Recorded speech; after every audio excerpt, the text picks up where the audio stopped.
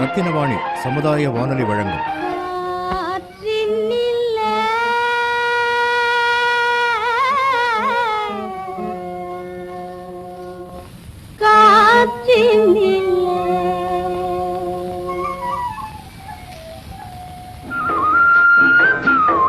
காற்றில் மிதந்து வரும் கணிதம். காற்றில் மிதந்து வரும் கணிதம் இந்திய அரசு அறிவியல் மற்றும் தொழில்நுட்பத்துறையின் ஓர் அங்கமான தேசிய அறிவியல் மற்றும் தொழில்நுட்ப தொடர்பியல் குழுமத்தின் ஆக்கம் ஊக்கம் ஆதரவுடன் ரத்தினவாணி சமுதாய வானொலி தயாரித்து வழங்கும் காற்றில் மிதந்து வரும் கணிதம் புதிய தொடர். அடித்தட்டு மக்களின் அன்றாட பயன்பாட்டுக்கு தேவையான அடிப்படை கணிதம் கற்றுத்தரும் புதிய தொடர். காற்றில் மிதந்து வரும் கணிதம் பகுதி 11. அம்மணி குடும்பம். நாடகத்தில் நடிப்பவர்கள் நந்தா நாகராஜன், ஷப்னம், ரெக்ஷல்லா, சுதா, ஹேமபிரீதா, ராகேஷ், அபி அசோக், ஹரி, டாக்டர் மெஹமுதா. கணித ஆய்வும் நிபுணர் விளக்கமும் பேராசிரியை என் சங்கீதா. தயாரிப்பில் உதவி நந்தினி எஸ் மேனன். ஒளிப்பதிவு ஒளி தொகுப்பு இணை தயாரிப்பு பாலாஜி விஸ்வநாத். எழுத்து இயக்கம் தயாரிப்பு MS பெருமாள். அம்மணி குடும்பம் நாடகம்.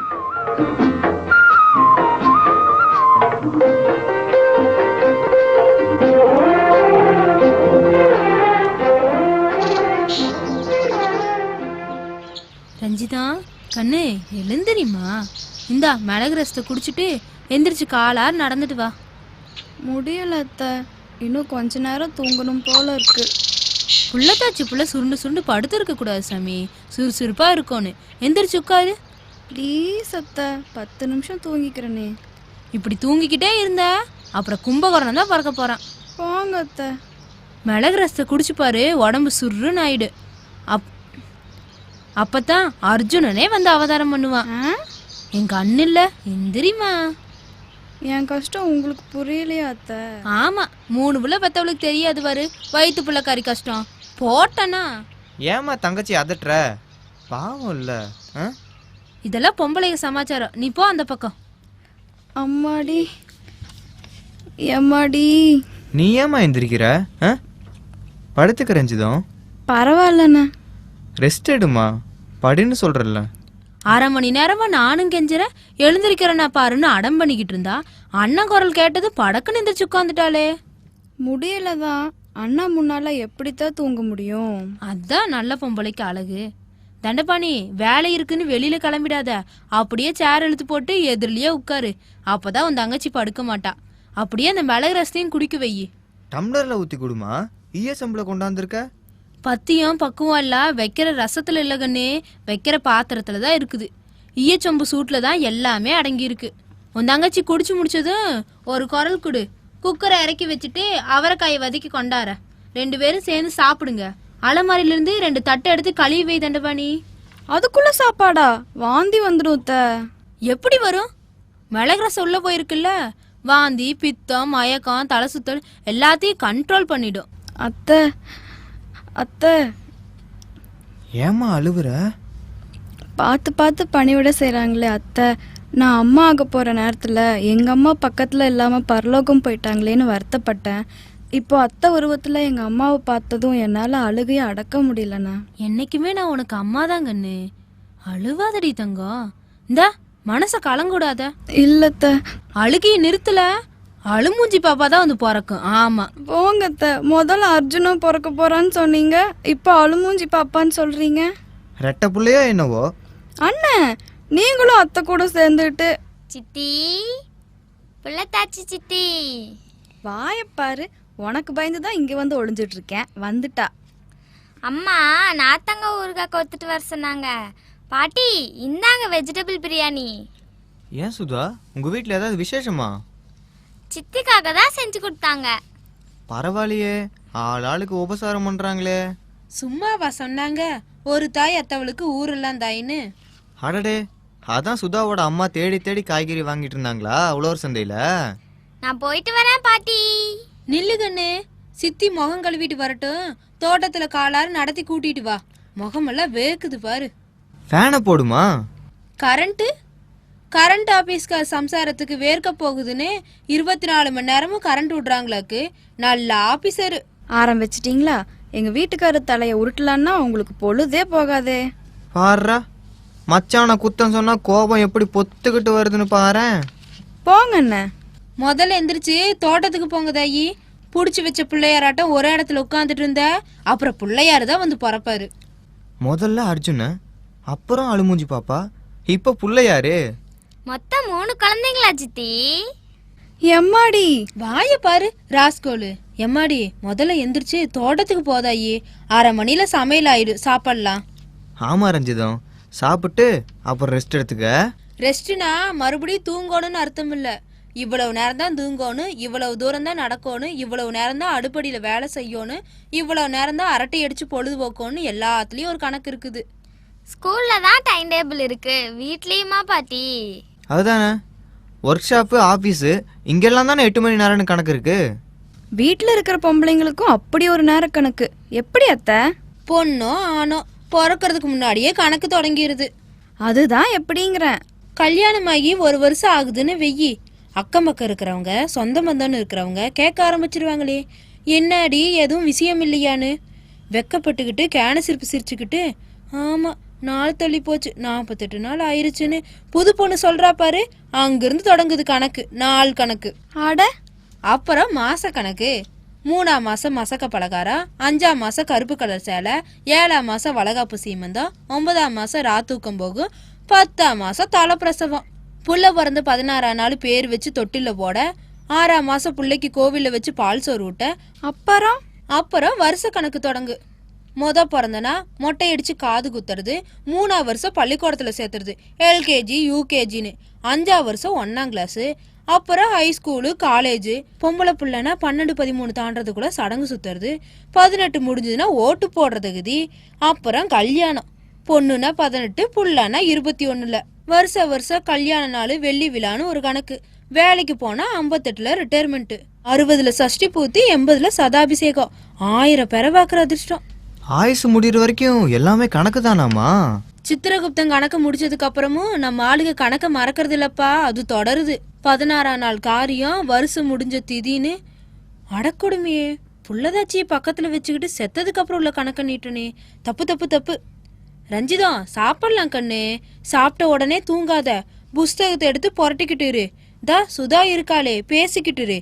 இவதான் நல்லா பாடுவாளே, பாட சொல்லி கேட்டுக்கிட்டு இரு சாமி. ஐயோ, எனக்கு பாட்டு வராது பாட்டி. தண்டமாணி மாமா சூப்பரா பாடுவாங்க. அப்படியா? என் பிள்ளைக்கு பாட தெரியும்னு இப்ப நீ சொல்லி தானே தெரிஞ்சுக்கிட்டேன். வேலைக்கு போவான், ராப்பகலா உழைப்பான், 7ஆம் தேதி சம்பளத்தை கொண்டாந்து கொடுப்பான், என்ன வேணும் ஏது வேணும்னு கேட்டு கேட்டு வாங்கியாந்து குவிப்பான். அதுக்கு மேல அவனுக்கு வேற திறமை இருக்குன்னு தெரிஞ்சுக்காமலே 8 வருஷத்தை ஓட்டி இருக்கேன். அப்படி ஆகி போச்சு என் பொழப்பு. நான் ஒரு அம்மா. நீ நல்லா பாடுவியாமா சாமி, பாடுகண்ணு. ஓராம் மாதம் உடலது தளரும், ஈராம் மாதம் இடையது நெளியும், 3ஆம் மாசம் முகமது வெளுக்கும், 4ஆம் மாசம் நடந்தால் இடையது இறைக்கும். நல்லா தான் பாடுறான் என் அவன். கேட்கத்தான் இந்த கிறுக்கச்சிக்கு புத்தி இல்லாம போயிருச்சு.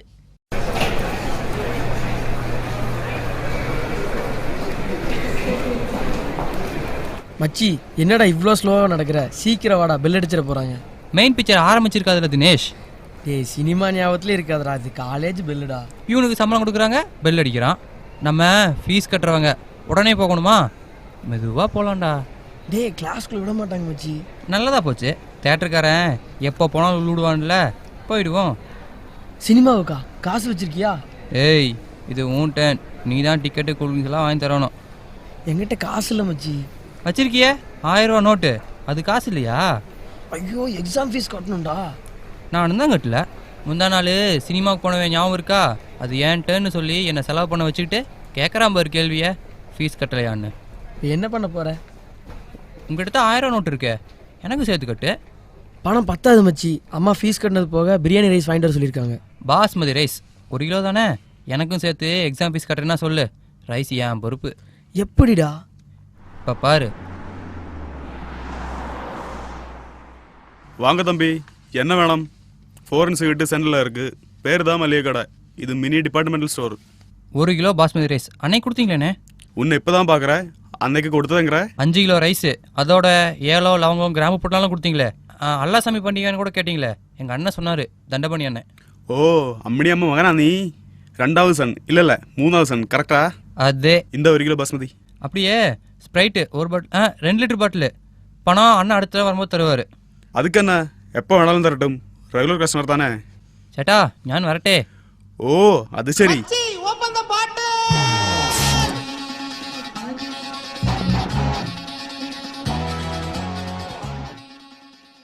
ரெங்கோனா, வேற பாட்டை கிடைக்கல தம்பி. அவன் யார், உன் ஃப்ரெண்டா? தள்ளி போய் பேச சொல்லு, என் கடை பார் நினைச்சிட்டு போறாங்க. ஐயோ சாரிண்ணே, நம்ம போலாம் மச்சி. மறுபடியும் மச்சியா?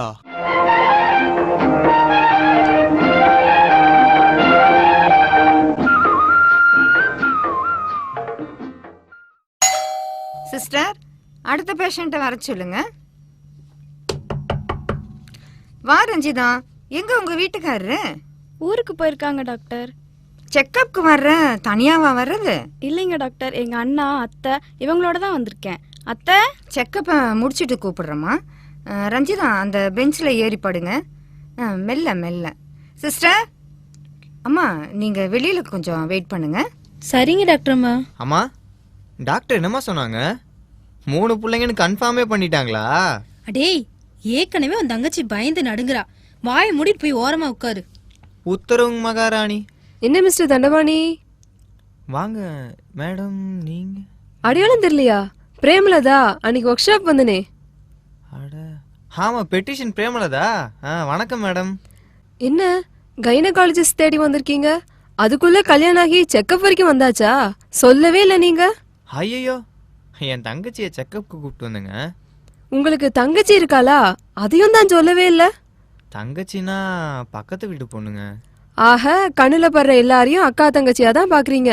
குட், நல்ல குணம்தான். அதுக்காக என்னையும் அக்கான்னு கூப்பிட்டுறாதீங்க. வேணும்னா அண்ணின்னு கூப்பிடுங்க. அண்ணினா? ஆமா, நேரங்காலம் நல்லா இருந்தா என் தங்கச்சியை உங்களுக்கு தானே கட்டி வைக்க போறேன். யாரோட நேரங்காலம் நல்லா இருந்தான்னு சொல்ல வரீங்க? என்ன கண்ணு, யாருக்கிட்ட பேசிட்டு இருக்க? அடடே, அன்னைக்கு நம்ம வீட்டுக்கு வந்தாமணி. அட பாருடா, வாங்கம்மா. கும்பிட போன தெய்வம் குறுக்க வரல, எதிரிலே வந்து நிக்கிறீங்க. இப்படி உட்காருங்க. அது சரி, நீங்க எங்க? கருணை இல்லத்துல ஒரு பொண்ணு புது அட்மிஷன், செக்கப்க்கு கூட்டிட்டு வந்திருக்கேன். கருணை இல்லத்துல ஒரு பொண்ணு செக்கப்பு? இல்ல இல்ல, பிறக்க போறது பொண்ணுதான்னு ஒரு ஜோசிகாரன் சொன்னானா. புருஷங்காரன் விட்டுட்டு போயிட்டான். அவன் போயிருக்க மாட்டான், அவன் அம்மா அவளை துரத்தி விட்டுருப்பா. நல்ல காலம், கள்ளிப்பாலை கொடுக்கல. இவ கருணை இல்லத்துல சேர்ந்துட்டா. கொடுமை தானே இது. முழுகாம இருக்கிற பொண்டாட்டிய தலை முழுகினவெல்லாம் ஒரு மனுஷனா? மிருகம் மிருகம், கேடு கட்ட மிருகம். இதுதான் உங்க நல்ல குணம் தான் எனக்கு பிடிச்சிருக்கு. முகம் தெரியாத யாரோ ஒரு பொண்ணுக்காக அனுதாபப்படுறீங்க பாருங்க. முகம் தெரியாத பொண்ணுக்காக அனுதாபப்படலாமணி. என் முன்கதை உனக்கு தெரியாதுல்ல? அம்மா, இப்ப எதுக்கு அந்த பேச்சு? அவங்க தான் ஏதோ வேலையை வந்திருக்காங்கல்ல. பரவாயில்ல மிஸ்டர் தண்டபாணி, அம்மா எதையோ சொல்லணும்னு நினைக்கிறாங்க, அதையே தடுக்கிறீங்க. அதுக்காக இந்த அம்மனியை வேது மனுஷியா நினைக்க தோணல தண்டபாணி. அவங்க தங்கச்சியை உனக்கு கட்டி கொடுக்கணும்னு நினைக்கிறாங்கல்ல, அப்புறம் நம்ம குடும்பத்தில் நடந்த கூத்த மறைக்கலாமா? நீங்க வீட்டுக்கு வாங்க அம்மனி, விவரத்தை சொல்றேன். மருதமலையா என்ன தீர்மானிச்சிருக்கானோ அதுபடி நடக்கட்டும். அத்தை, உங்களை டாக்டர் கூப்பிடுறாங்க. வந்துட்டேன் கண்ணு, வராமணி. நானும் புறப்படுறேன் மிஸ்டர் தண்டபாணி, அப்புறமா வீட்டுக்கு வர்றேன். சரிங்க மேடம்.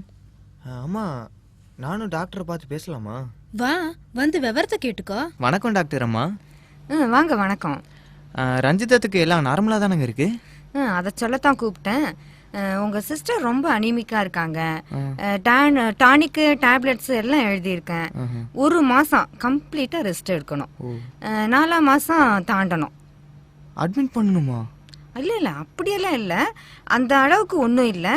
வீட்டில் இருந்தே பார்த்துக்கலாம். நல்ல சத்தான ஆகாரம் வேணும். வேலைக்கு மருந்து மாத்திரை கொடுக்கணும். சரிங்க, பாத்துக்கிறோம் டாக்டர் அம்மா. பக்கத்து வீடு தான். மச்சான் ஊர்லேருந்து வந்ததும் உங்களை கண்டிப்பாக மறக்காமல் வந்து பார்க்க சொல்கிறேன். பக்கத்து வீடு என்ன பக்கத்து வீடு? பேறுகாலம்னா அம்மா வீட்டுக்கு கூட்டிட்டு வரது இல்லையா? புள்ள பிறக்கிற வரைக்கும் நம்ம வீட்லயே இருக்குன்னு. அது எப்படி அத்தை? அப்படித்தான். ரெகுலரா செக்கப்க்கு கூட்டிட்டு வந்துருங்கம்மா. அடுத்த வாரமே அவர் வந்துருவாரு டாக்டர். புருஷனை விட்டு கொடுக்க மாட்டியே, அவரோடையே வாமா. இவங்கள மாதிரி அனுபவப்பட்டவங்க பார்வையில இருக்கிறது உனக்கும் உன் பிள்ளைக்கும் பாதுகாப்பு. அதனாலதான் சொன்னேன். சரிம்மா, இந்த சீட்ல மருந்து டானிக்கு 1 மாசத்துக்கு எழுதியிருக்கேன். அளவு முக்கியம், வேலை முக்கியம், அப்புறம் சத்தான ஆகாரம், விட்டமின், புரோட்டீனு எல்லா சத்தும் காய்கறியிலேயே கிடைக்கும். வேற பத்தியும் ஒன்றும் இல்லை. பத்தியமும் இல்லை, பட்டினியும் இல்லை. தனியா உட்காந்து மோட்டு வேலையை பார்த்து பார்த்தே இவளுக்கு பைத்தியம் பிடிச்சிரும். இடத்த மாத்தினா எல்லாம் சரியா போயிடும். பரவாயில்லையே, இந்த பொண்ணோட சேர்த்து என் மற்ற கேஸ்களையும் நீங்களே பார்த்துக்கலாம் போல இருக்கே. நேரம் கிடைக்கிறப்ப நீங்க என் கிளினிக்கு வந்து இங்க இருக்கிற இளம் தாய்மார்களுக்கு கவுன்சிலிங் கொடுக்கலாமே. ரஞ்சிதம், உன் புள்ள இப்பவே பாட்டிக்கு வேலை வாங்கி கொடுத்துட்டானா? ராசிக்கார பையன். மருந்து சீட்டை பார்மசியில கொடுத்து மருந்து எல்லாத்தையும் இப்பவே வாங்கிட்டு போயிருங்க. இப்பவே வாங்கிக்கிறேன் டாக்டர். நிபுணர் விளக்கம் வழங்குபவர் பேராசிரியை என் சங்கீதா.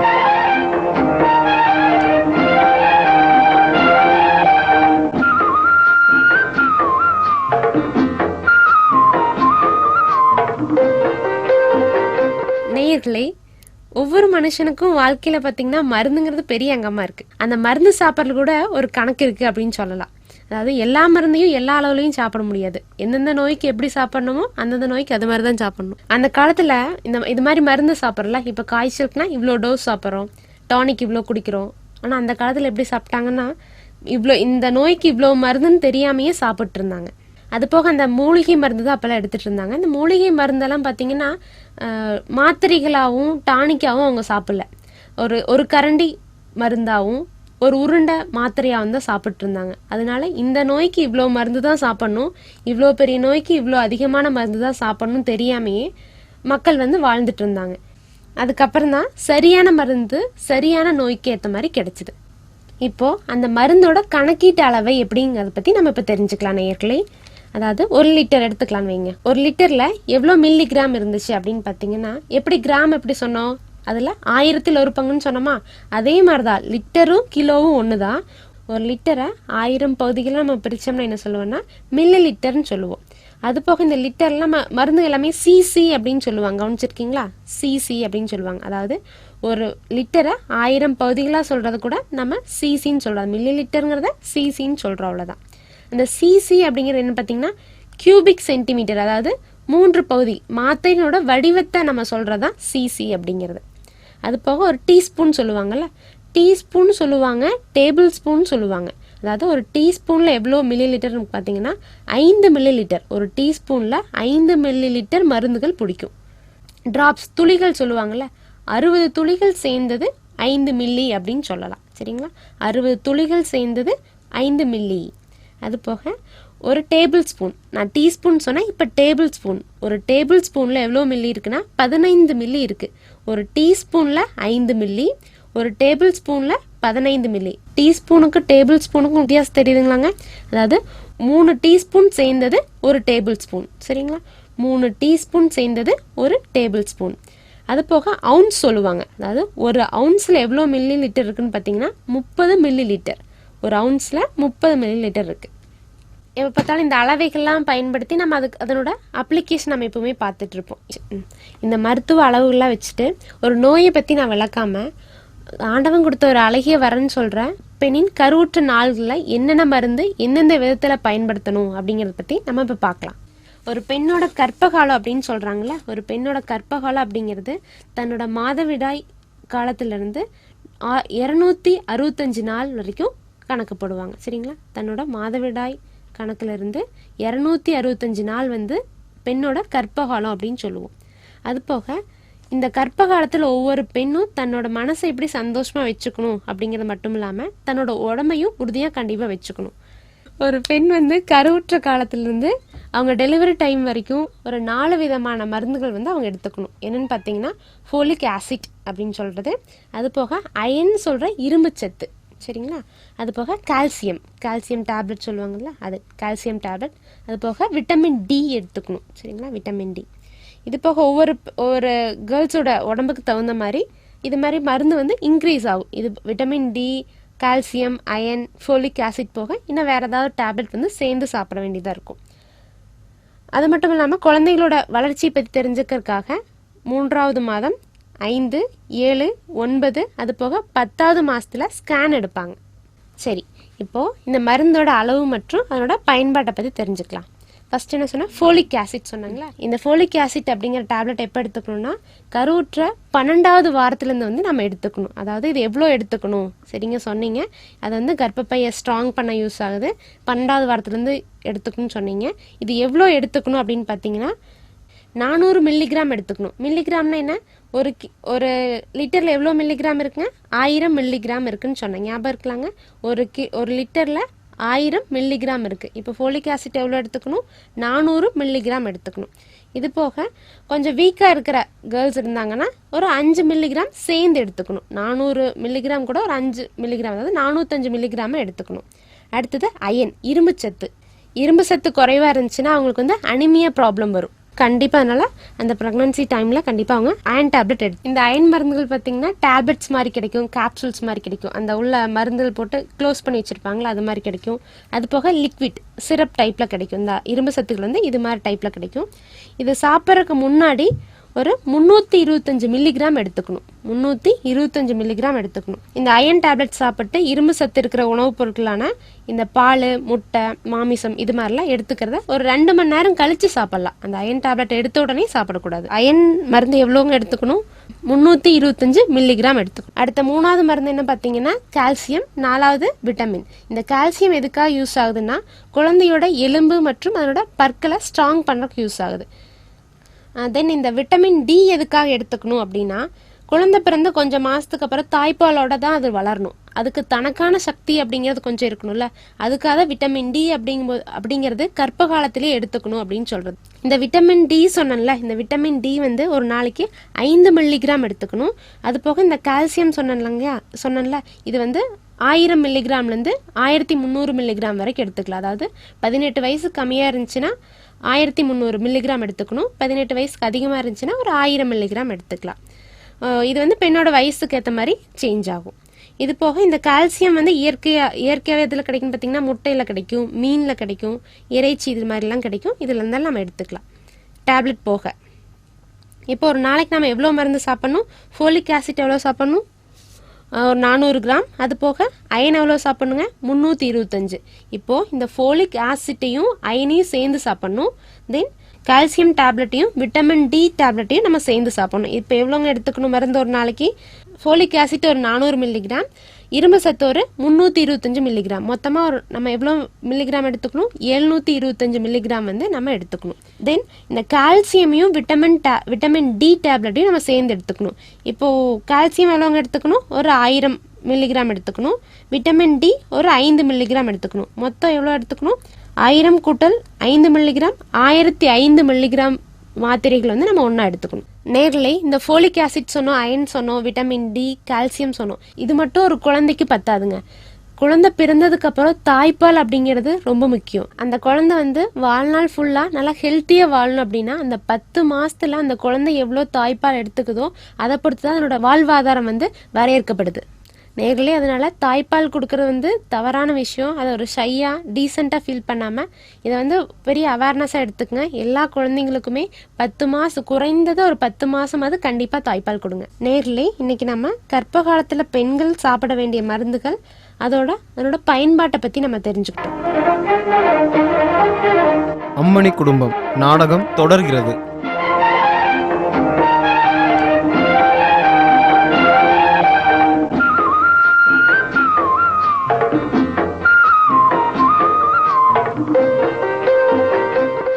வாதண்டபாணி என்ன அதுக்குள்ள அடுத்த லிஸ்டெல்லாம் இல்லைண்ணே.